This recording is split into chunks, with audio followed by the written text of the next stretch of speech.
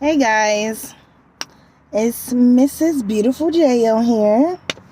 Um, so class went well. It was very informational, a lot, but it's very informational. And I met two people, two nice young ladies today. It was a blessing, it's been on my heart for like a couple of days. The Lord may have spoken to me to share another part of my story. And I was just like, okay, God, I'm gonna do it. And I may want to be more obedient when God gives me a message to share the message.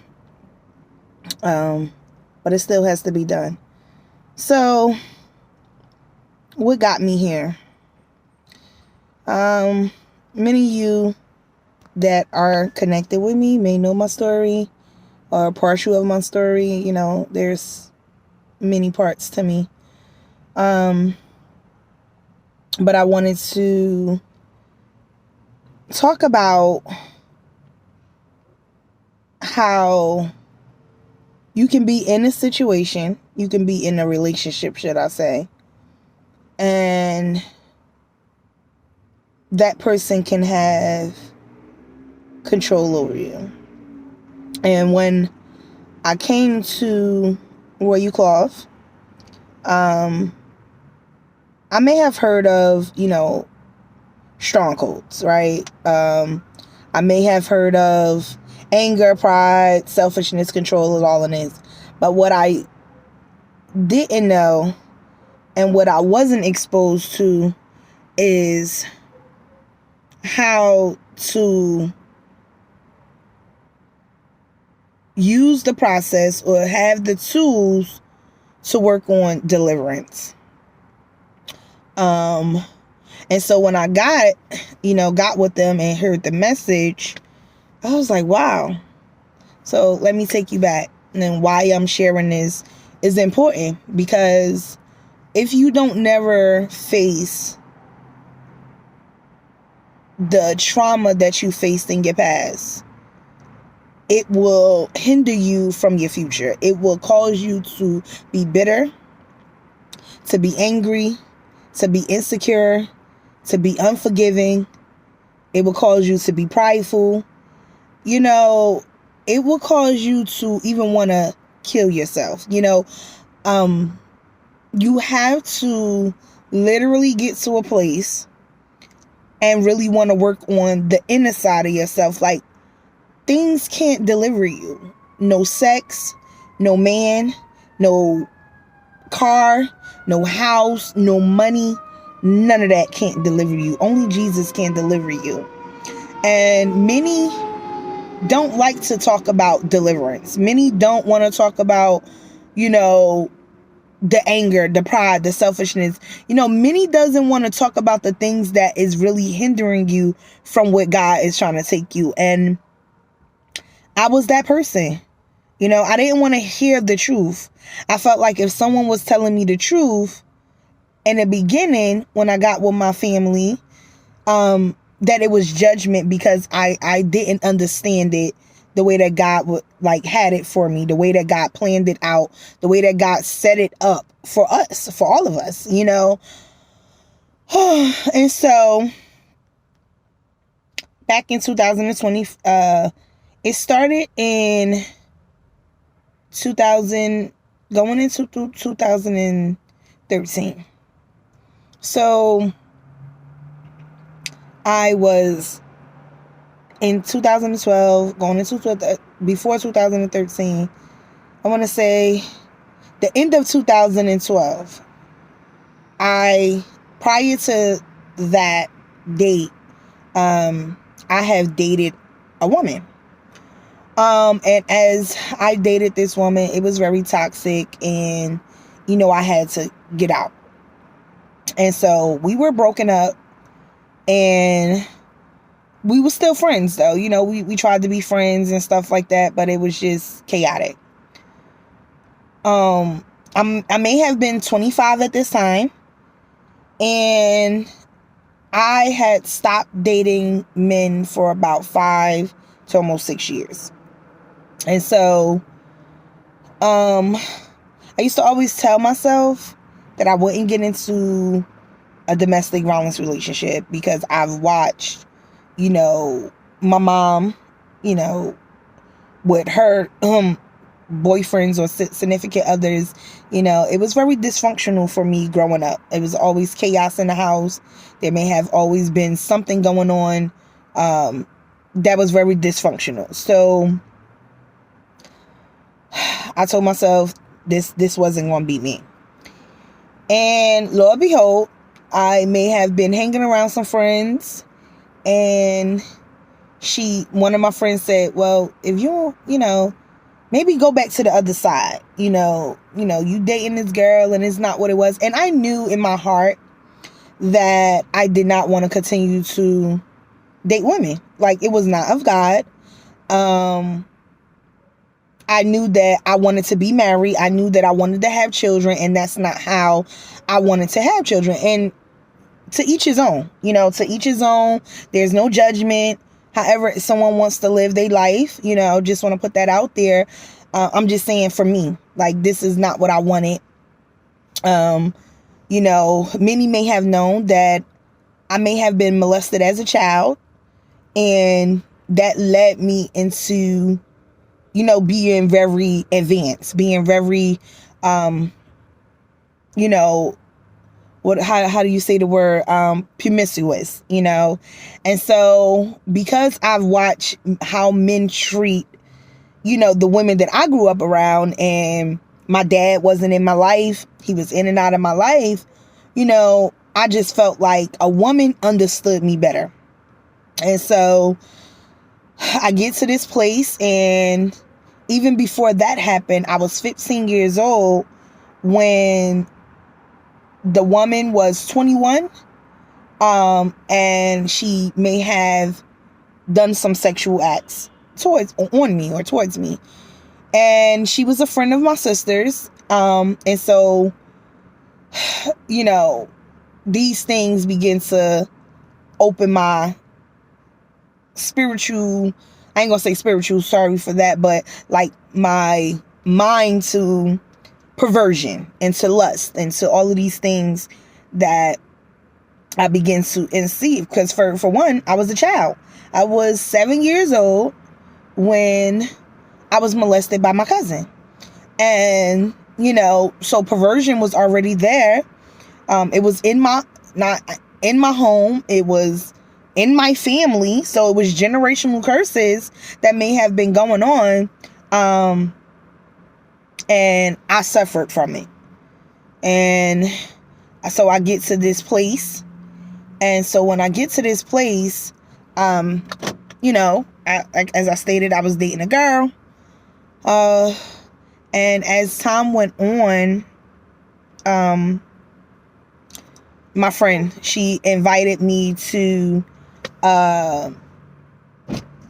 she said, she had a brother, well, a guy that she called her brother, and, he had just came home. And so I was like, nah, I'm not really like beat for that. Right. And so, that's for you, love. Yeah. So,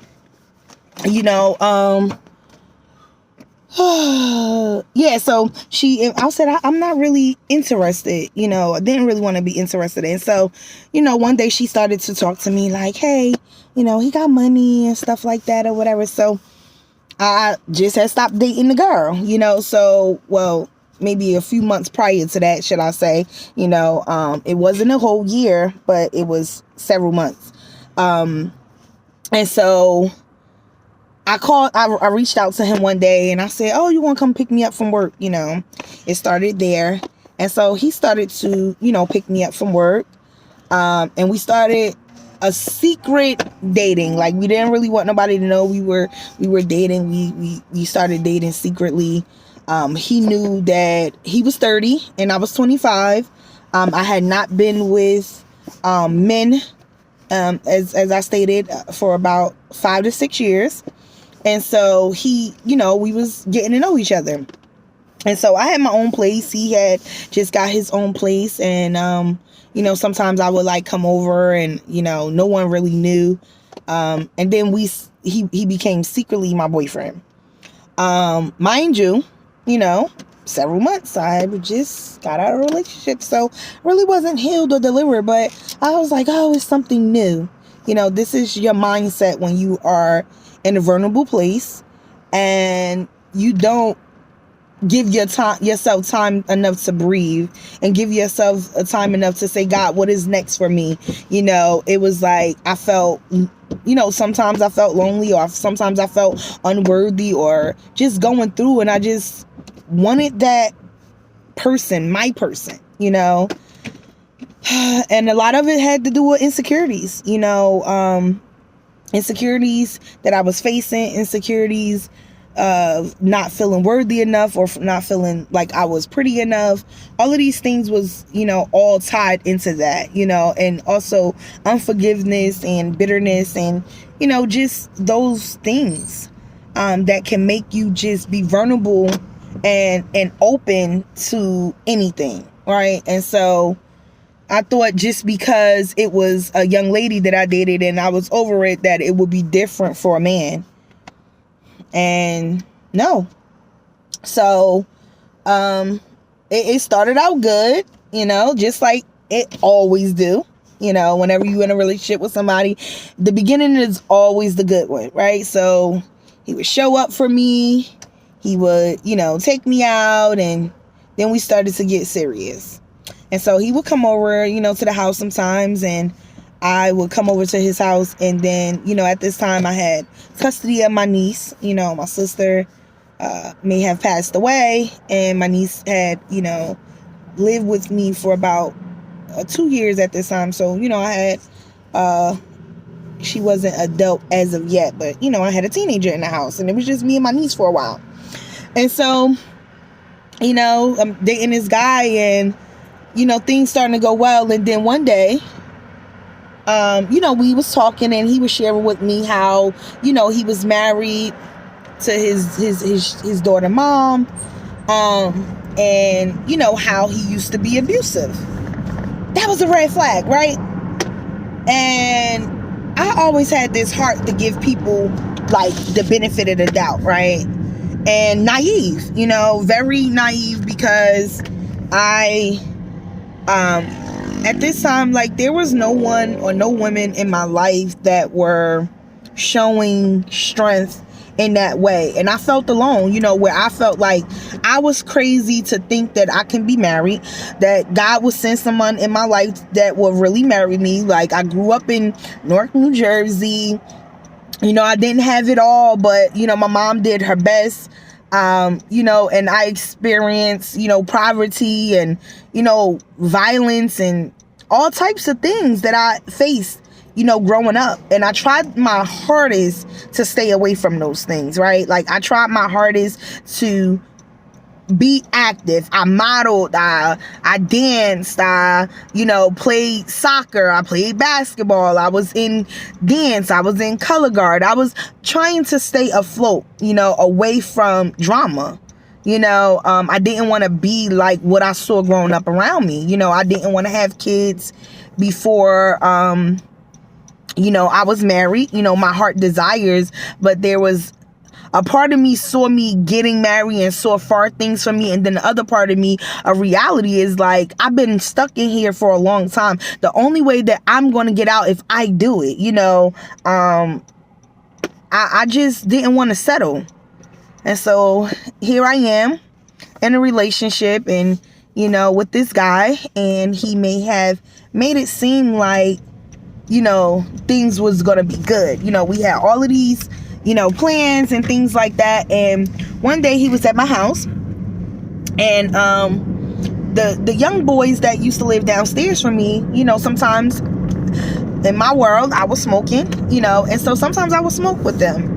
And so I goes outside this day, and he was upstairs, and mind you, he just shared with me maybe a day or two how, you know, he was abusive to his baby mother, but he changed, and that he wouldn't do it to me. And so I just met his daughter. We had brought her to our house. You know, he had her for the summer. And so I was downstairs and I'm chilling. You know, I'm grown. I can do what I want. You know, I can, you know, he's not my husband, but, you know, I have respect. And I was outside and he comes downstairs, you know, and asks me what the heck was I doing. And so he grabbed me and I'm like, what is wrong with you? You know, like, they was teenagers or whatever, but, you know, they was older, maybe in the early 19, 20 or 21, you know, and they were cool, you know, nothing. It was just like my boys. I looked at them as like my brothers, you know. And so he grabbed me, started fighting me outside. And then when he drugged me upstairs, you know, like, I was sitting in the room and he started to say like, oh, you know, I ain't gonna be outside with them and he ain't gonna have that, you know, all of this stuff. And so as I was, you know, talking back, like, listen, you, like, bro, you wilding. You're not gonna be treating me like that. He literally, like, hit me and then started kicking me while his daughter was on the bed. Like, he spit on me and everything. And so, you know, I can't remember if my niece was in there, but she may have been in there. And she may have told him, like she came in there. I think she came in there and may have said, like, she was going to call the cops or whatever. So, at that moment, I was done. Well, at least I thought I was. I was done. And I was like, I didn't want to be around. His daughter was like hysterical. She was crying, you know, and I was just like, how can a man do this in front of their child? And so, you know, we later on, I can't remember exactly what happened, but I believe he may have like took his daughter to see like his family or something. And you know, he came back and apologized and all of this stuff of what he wouldn't do no more. And so, as me being who I was, I accepted his apology and I took him back. And so, now, you know, he ended up moving in with me. And after he moved in with me, you know, my niece moved out. We may have gotten into a disagreement and she moved out, and you know, now it's just me and him. Eventually, you know, we got into a little arguments, but there was no more hitting for a little while.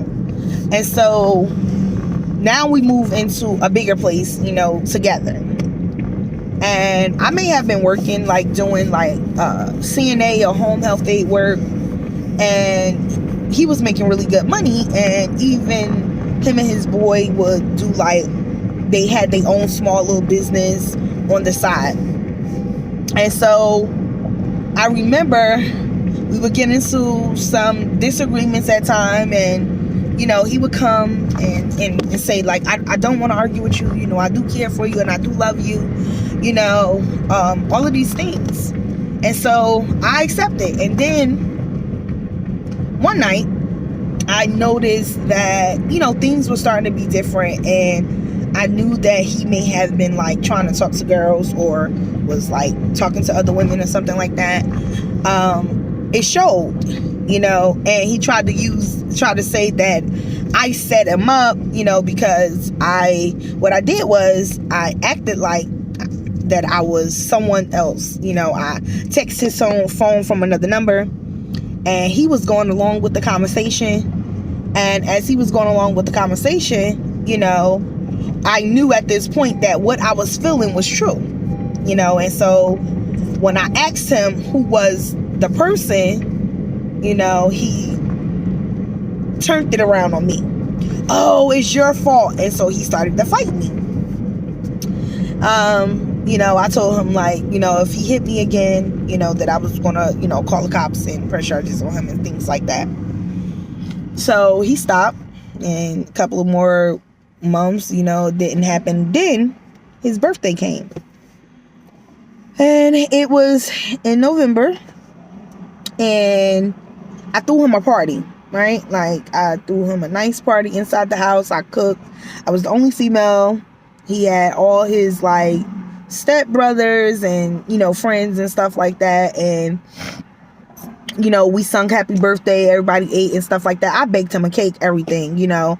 I tried to, you know, show my everything, like, and I may have, like, had a wine cooler. So I had we only had one bathroom, and our room was near the bathroom.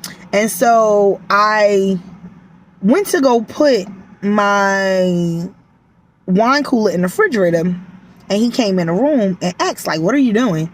So I said, you know, it's my house, our house, like, you know, and I went to go put something in the refrigerator. And he was like, oh. So he comes back in there and he says, well, me and the boys are going to go to the strip club. So I said, okay, babe, cool. Like, have fun. You know, it's your birthday. So when he came back in the house, maybe like 2-3 o'clock in the morning, I may have asked, I said, did you enjoy yourself? You know, everything, like, and I asked him, I said, did you get a lap dance? You know? And so he went off. Now he starts to say that his brother was rapping in the house, and his brother supposed to start saying, like, something about your girl was giving me the googly eyes and all of this stuff. And I'm like, what are you talking about? Like, I barely was in there, you know? But see, I understand now that he had mental and psychological, and also he had unforgiveness towards his mom. You know, his mom did something, you know, that he may have not liked. His mom may have married his first cousin, you know, his father's first cousin, should I say. And he had, like, this unforgiveness towards women, that all women would be this kind of way, you know. And he had his own issues, you know, and he was very controlling. He was very abusive, mentally and physically. You know, it made me feel down. And I would always try to go to church and, you know, try to stay connected to God.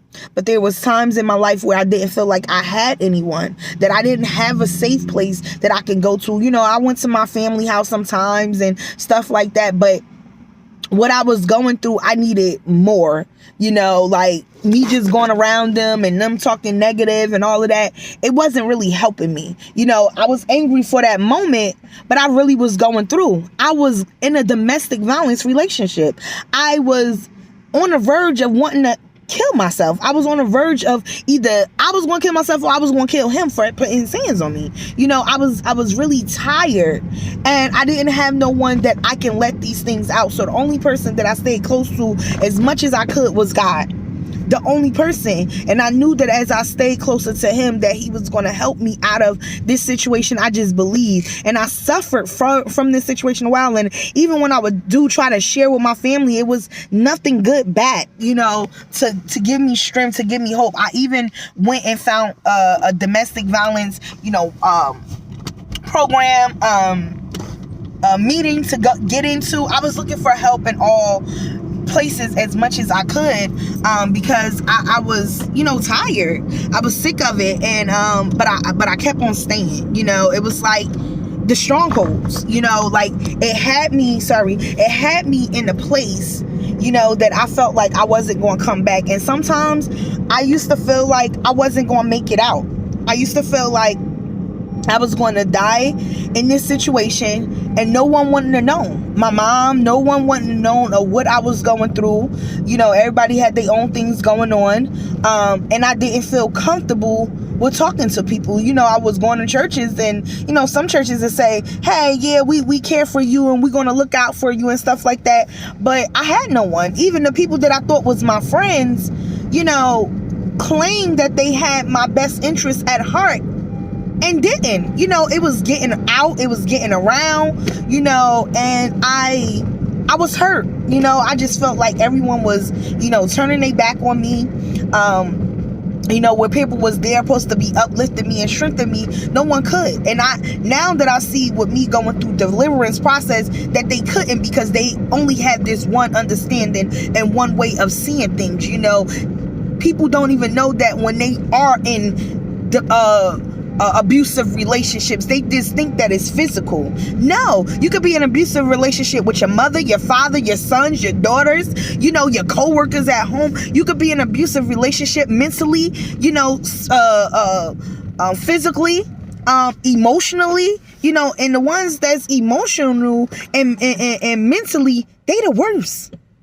Because if you get, like, if someone punch you and you're in an abusive relationship, yeah, it's going to hurt, but the wound is going to, like, heal up, you know? But when you're in a mental state of mind and social, you don't even take care of yourself. You depressed. You look like you don't even care what you look like. You just become under someone and they got all of this control over you, and you in fear. You in fear that if you say something the wrong way, if you look the wrong way, if you talk the wrong way, you're going to be hit. And you don't have no one that you can go to that you trust enough to have you and cover you. And there's times that I tried to leave, you know, but I just came back because it was part of my house. It was mine, and I just, at that moment, I felt stuck. And so I give him this party, and he tells me all of this stuff. And then from the time he came in until about 6 in the morning, this man beat me. Do you see this mark right here? He punched me in my forehead. He said, I'm going to stop slapping you and I'm going to punch you. And he punched me in my forehead and split my forehead wide open. And he wouldn't let me go to the hospital at all, because he knew that he was going to be faced with charges and all of these things. And I set up. He punched me. He kicked me in my legs with, I know you guys remember the Gore-Tex boots, ACGs. He kicked me. He punched me, everything. I'm literally in there fighting. Mind you, at this time, I'm 5'2". And I was maybe like 135, 140, maybe 150 tops. And he was 6 feet, 6'1", like 200 and something pounds. Muscles, right? And so I say right there, like, I couldn't even go outside, you know? And my family ain't know. Like, they ain't know what was going on. Everything was just be okay, because I couldn't face it. I didn't want to look away. I was in fear. And these are the things that I told myself I wouldn't get in. And so time after time, we, you know, continue to go through different arguments. And one day I did. We moved from the old place. And one day when we moved into the new place, I got tired of him putting his hands on me, you know. I remember him throwing some keys and it scratched my leg. I still got the bruises to this day. And I remember, you know, we go and we move into this new place, and the neighbors downstairs, I knew they knew about it, the fighting and stuff like that. We called the cops, and it was a couple of times that I called the cops and pressed charges on him. But again, I didn't go to court, and I tried to accept him back. And this is the time when, you know, I knew he may have cheated on me, you know. Came back, and I was getting ready to go out with my sisters, and he was acting a certain way, you know, and he tried to take, like, the keys, you know, get into an argument with me.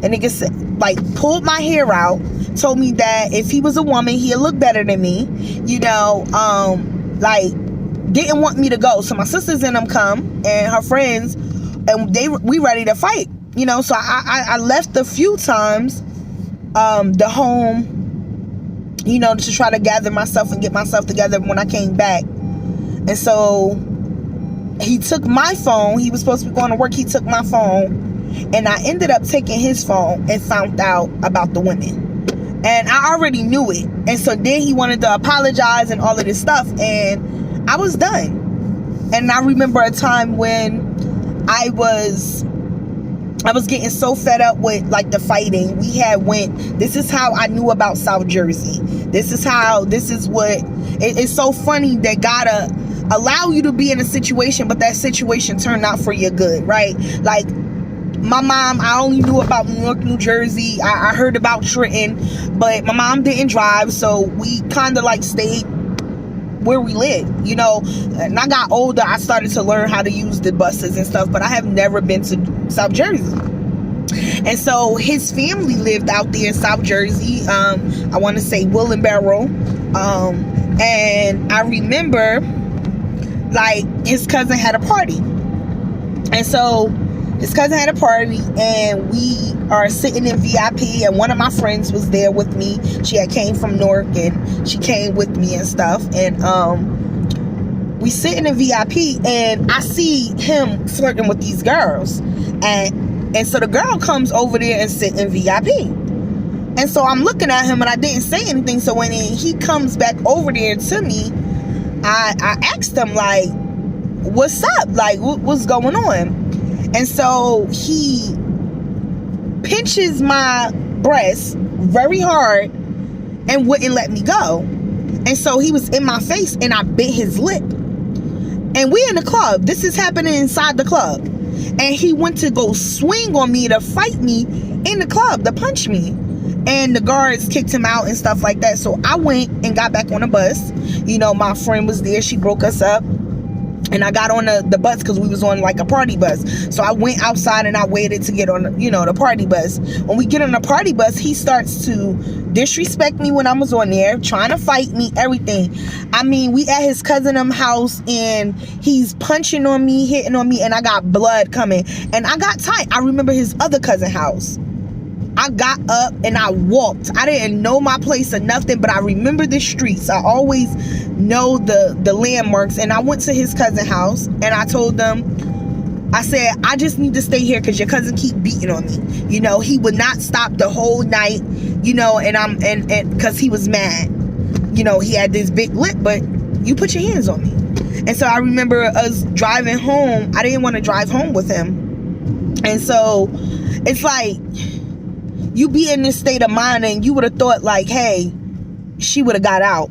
You know, some people don't get out until they death. Like, I had a cousin who was beaten badly into a coma and never made it out. So I thank God for my life. This is why I serve God the way that I serve him today, because that could have been me. So many times I've saw my life flash before my eyes in this relationship.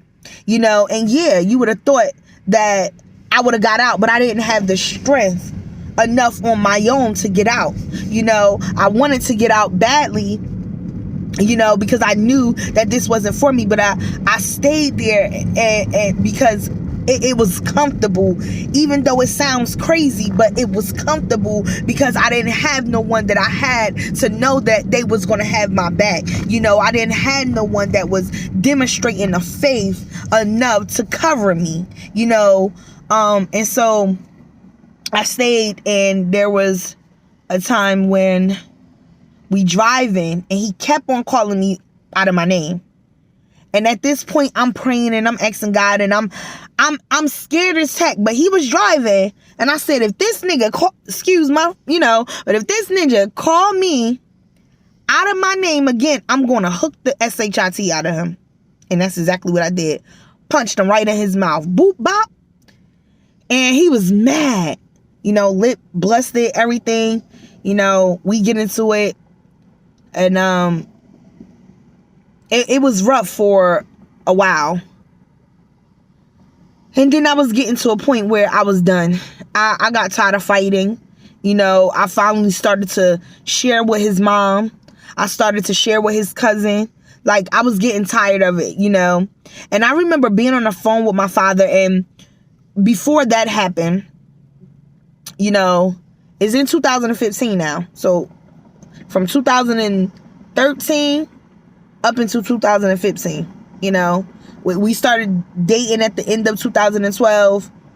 2013, it was off and on with the fighting, but 2014 going into 2015, it was worse. You know, like, it was like him putting scenes on. I even had my cousins, I had people that wanted to do stuff, but it was like I knew that I probably was going to go back, so it was no need. Like, why did I stay? Insecurities, fear, doubt, judgment towards myself, feeling unworthy, feeling unloved, feeling like I ain't have no way out. So these is all the reasons why I made, it was bondage. It's like being enslaved.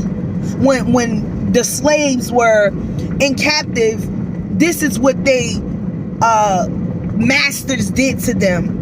Make them feel worthless, make them work and feel like they're nothing, and beating on them and punching on them and all of these different things. And this is what I may have faced.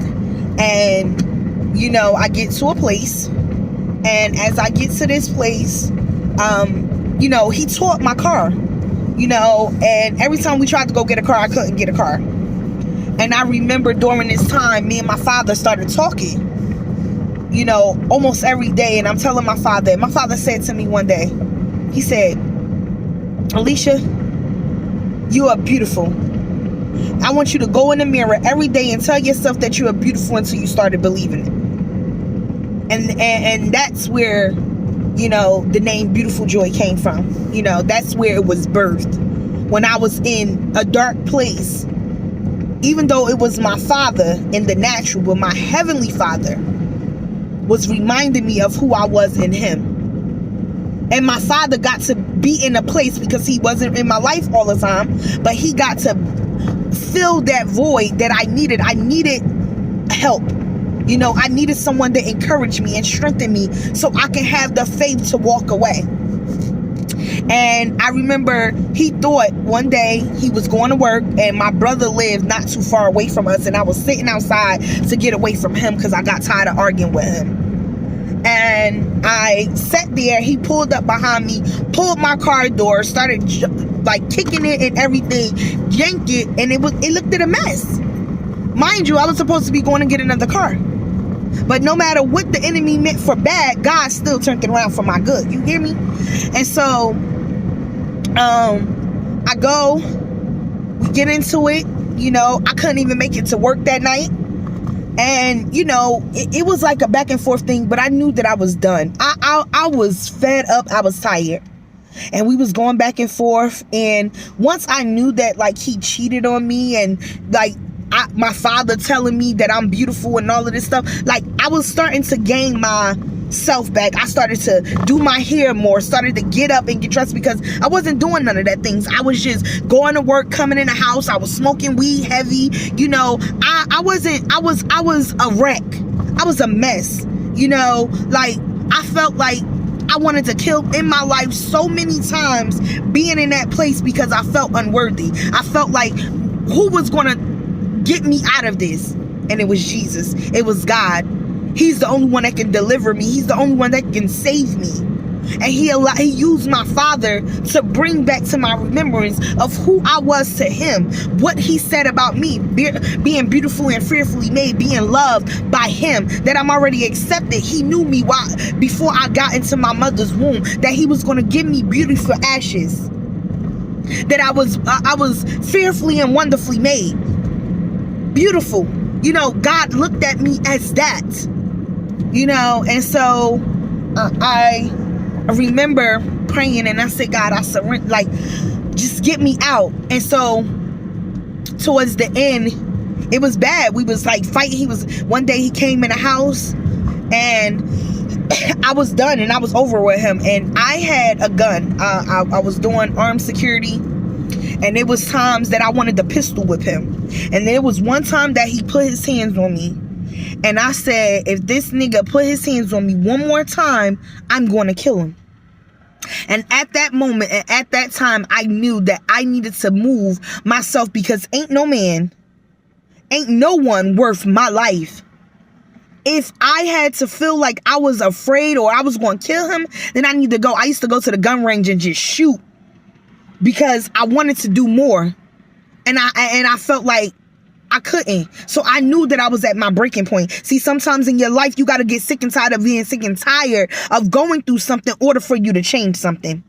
And so I went to Victims of Crime, and they said that they'd pay for me to move. And one day I came in from work, and I'm working 2 jobs, and he was like, I ain't going to help you get another car. I said, nigga, I don't need you to get me another car. At this time, I didn't care no more. Now I'm disrespecting him. Now I'm talking to him any kind of way because I was getting tired. I was not just getting tired. I was getting sick and tired of being sick and tired. I got tired of being mistreated. And I'm so grateful to God that even though I had this little faith, even though I prayed and God began to answer, you know, he said that he was going to deliver me out of the hands of the enemy. I just had to be patient. I didn't know when. And I remember this day I come home from work and I didn't want to be bothered with this man. And he got mad. And he choked me in the bathroom. He jumped on me while I was in the bed.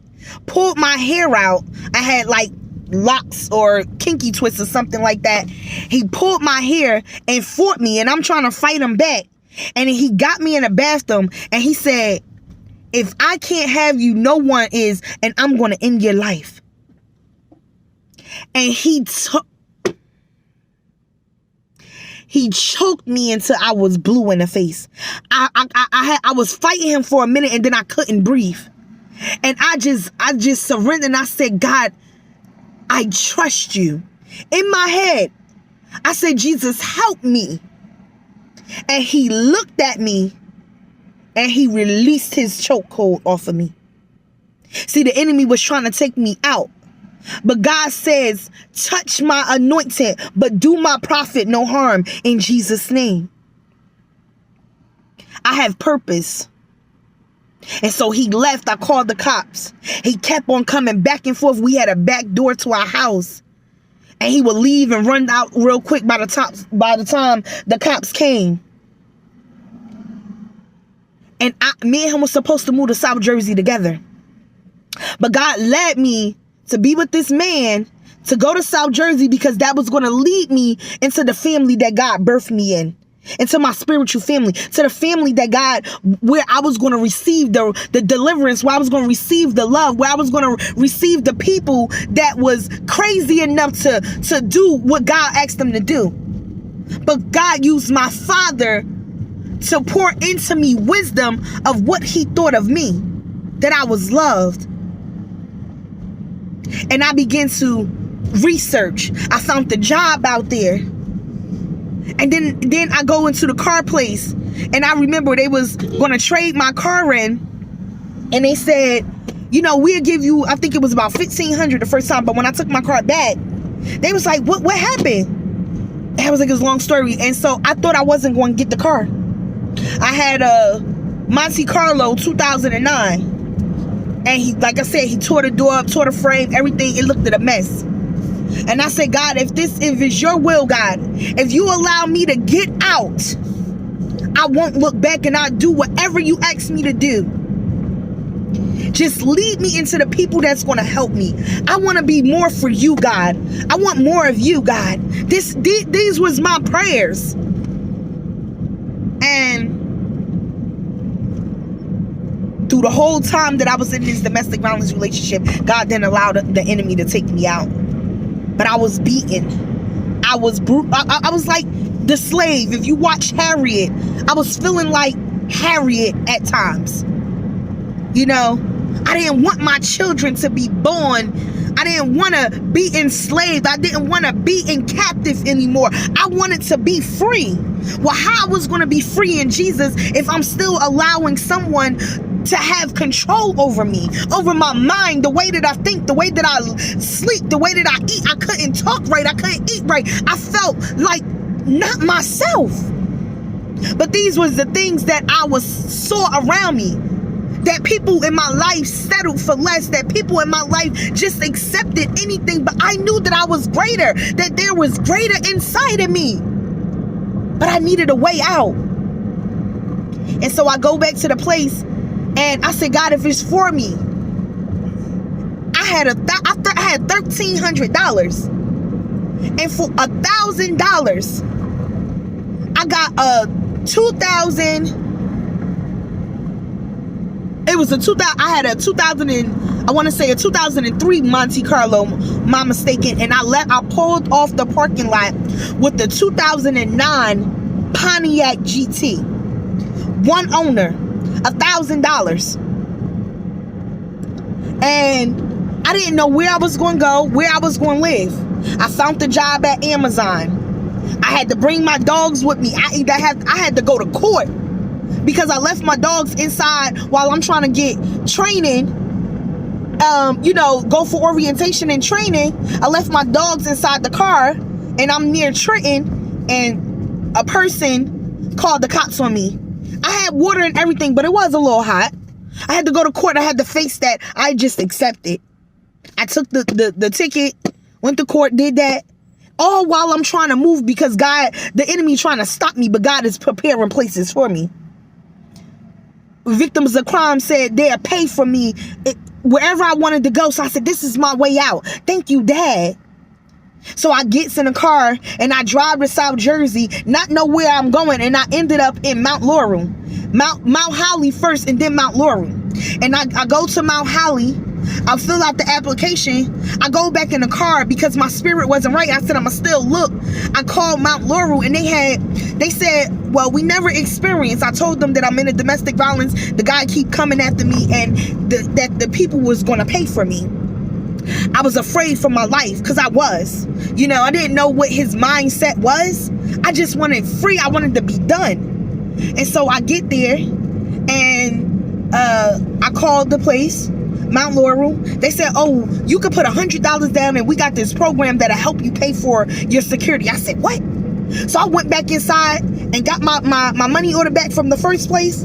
I went to Mount Laurel and I filled out, I showed them the paperwork. The people from Victims of Crime sent them over a letter. And when they sent them over the letter, it was a promise to pay. I went home. And on June 30th, 2015, mind you, my credit wasn't, I kept it honest, my credit wasn't all that good, none of that. But I knew that I was done.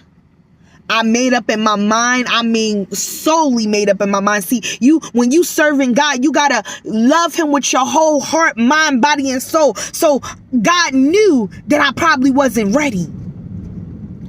But going through that made me stronger.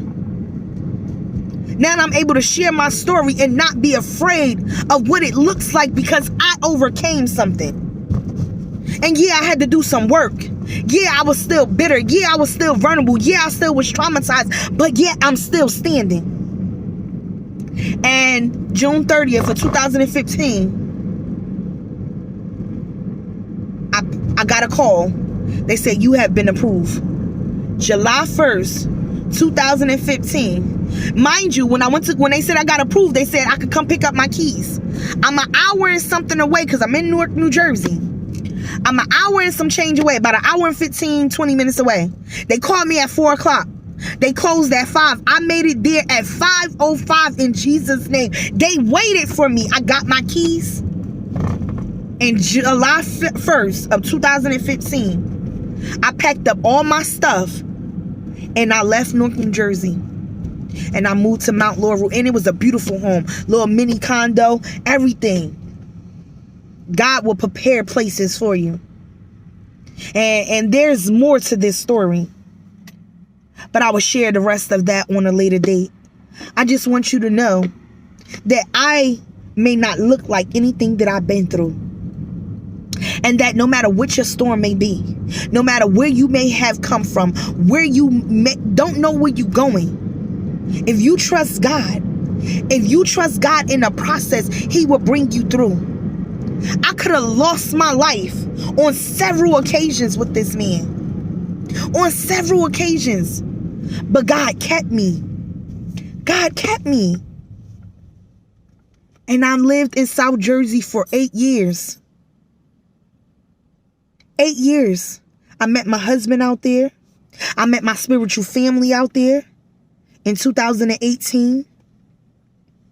While they were starting up in 2015, I was just coming.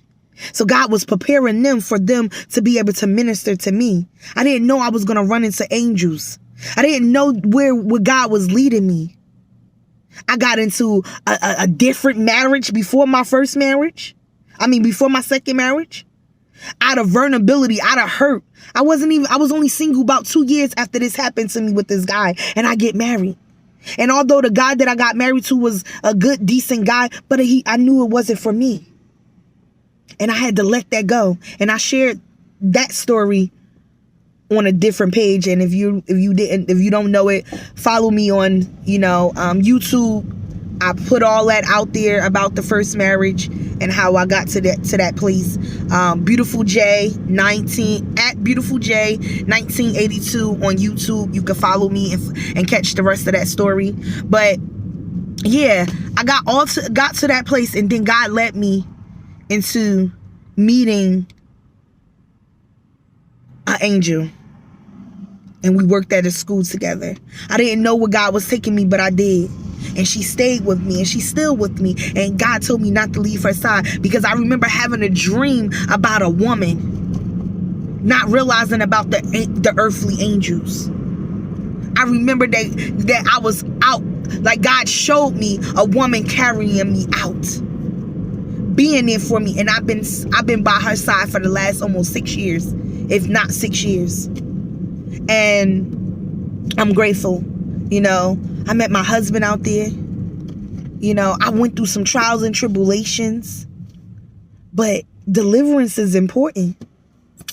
Deliverance is a must.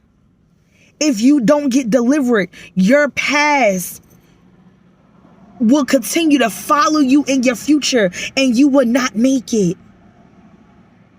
You have to be delivered to even make it into the kingdom.